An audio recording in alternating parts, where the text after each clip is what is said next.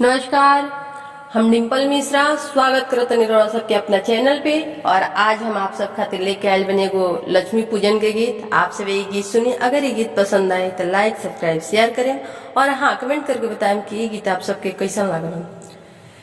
तोह के पूजे सकल जहान हमारी लक्ष्मी मैया, तोह के पूजे सकल जहान हमारी लक्ष्मी मैया, हमारी लक्ष्मी मैया मोरे पार लगा दे नैया, हमारी लक्ष्मी मैया मोरे पार लगा दे नैया, तुमिन कोई न खेवन हारू हमारी लक्ष्मी मैया, तुमिन कोई न खेवन हारू हमारी लक्ष्मी मैया, तोह के पूजे सकल जहान हमारी लक्ष्मी मैया, तुमिन कोई न खेवन हारू हमारी लक्ष्मी मैया। आसन कमल लगवनी माई अंगनाया जा डगर निहारी, आसन कमल लगवनी माई अंगनाया जा डगर निहारी,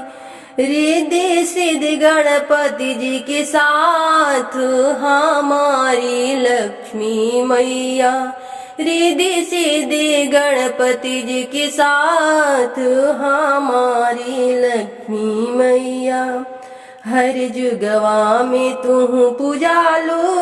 सुख संपत्ति दे कष्ट हरेलू, हर जुग में तू ही पूजालू सुख संपत्ति दे कष्ट हरेलू,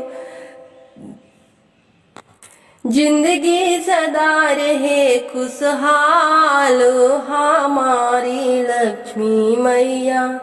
जिंदगी सदा रहे खुशहाल हमारी लक्ष्मी मैया,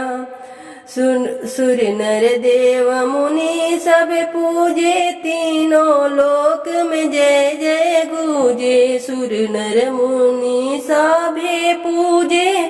तीनों लोक में तुम्हें गूंजे, हम हो गाइले गुणगान हमारी लक्ष्मी मैया, हम हो गाइले गुणगान हमारी लक्ष्मी मैया,